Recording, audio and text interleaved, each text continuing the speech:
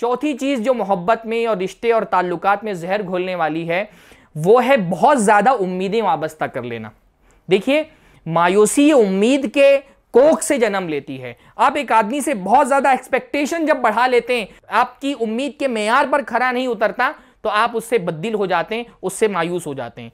इंसानों से जब भी मामला करना हो तो ये सोच करके मामला करें कि ये इंसान है, इसके अंदर अच्छाइयां भी हैं, बुराइयां भी हैं, ये आपके साथ अच्छाई भी करेगा, बाज़ मरतबा इससे बुराई भी हो सकती है, तो इसके अंदर अगर कोई खामी, कोई कोताही होगी तो मैं उसको नज़रअंदाज करूंगा। ये नज़रअंदाज करने का मिजाज बनाइए और बहुत ज़्यादा उम्मीदें वाबस्ता मत कीजिए। अल्लाह से उम्मीद वाबस्ता कीजिए, अल्लाह मायूस नहीं होने देगा। बंदों से उम्मीदें वाबस्ता करेंगे तो बंदे किसी ना किसी मरहले में आपको मायूस करेंगे। और बहुत ज़्यादा उम्मीदें वाबस्ता करने का मिजाज आमतौर पे इसलिए भी बनता है कि हम मुआजना गलत कर रहे होते हैं, गलत चीज़ों को गलत चीज़ों से कंपेयर कर रहे होते हैं। मसलन एक लड़की, उसकी नई नई शादी हुई है और फिर वो अपने ससुराल में आती है और उसके शौहर के साथ इब्तिदाई ताल्लुकात होते हैं। अब वो शौहर का मुआजना अपने वालिद से करना शुरू कर देती है। वो वालिद की बहुत चहेती बेटी थी और उसकी हर ख्वाहिश उसके अब्बा ज़बान से निकलने के साथ ही पूरी कर देते थे। अब वो ये देखती कि अब्बा तो मेरी इतनी कदर करने वाले और मेरी इतनी बात मानने वाले और मेरा इतना ख्याल करने वाले थे, और शौहर को जब वो देखती है तो वो मिजाज उसका नहीं मिलता कि भाई मैं अब्बा से तो मैं एक ज़बान खुलती थी और सामान हाजिर हो जाता था और इनसे बोल करके रखा है तो 1 हफ्ता हो चुका, अब तक सामान नहीं आया। तो ये जो गलत मुआजना है, गलत तरीके से कंपेयर करना है दो रिश्तों को, यानी शौहर शौहर है, आप शौहर से वालिद जैसी उम्मीदें वाबस्ता करेंगी तो आपको मायूसी होगी। शौहर शौहर है वो, यानी शौहर की मोहब्बत, उसका ताल्लुक एक बाप के ताल्लुक से बहुत मुख्तलिफ होता है। इन दोनों के दरमियान कोई मुआजना नहीं बनता है। गलत मुआजना करने से, यानी बहू बहू रहेगी, आप बहू से सोचिए वो बेटी बनकर के दिखा दे तो ऐसा नहीं होगा। लेकिन जब औरत ये सोचने लगती कि बहू बेटी बनकर के दिखा दे तो फिर उसको मायूसी होती है, उससे ताल्लुकात खराब होते हैं। सास है तो सास सास ही रहेगी। आप ये सोचिए कि सास ये माँ जैसी हो जाएगी और उससे माँ जैसी उम्मीदें वाबस्ता करने लगेंगे तो ताल्लुकात खराब हो जाएंगे। सास है वो सास रहेगी। ये गलत कमानी। बाज मरतबा ऐसा होता है कि नई नई शादी लड़की की हुई है और वो घर में आई है, घर संभाल रही है। अब सास उसके काम का मुआजना अपने तजुर्बे के साथ करना शुरू कर देती है।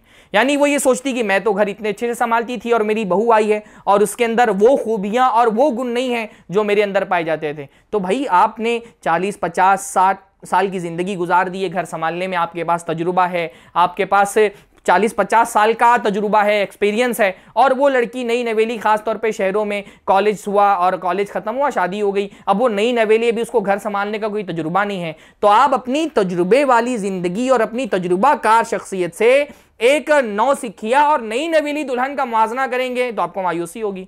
आप उसको अपनी बेटी की तरह समझिए कि ये अभी नई नई आई है, अभी इसको घर संभालने का तजुर्बा नहीं है, आप उसको सिखाइए, उसको ट्रेन करने की कोशिश करिए।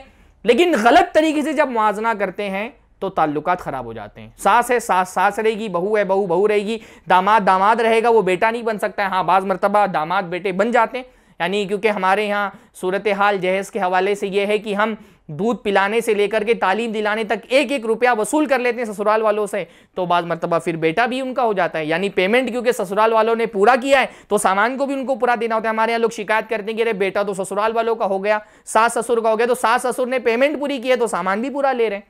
तो ये, लेकिन फिर भी बेटा जो है वो बेटा ही रहेगा, बेटा जो है दामाद वो बेटा नहीं बन सकता है।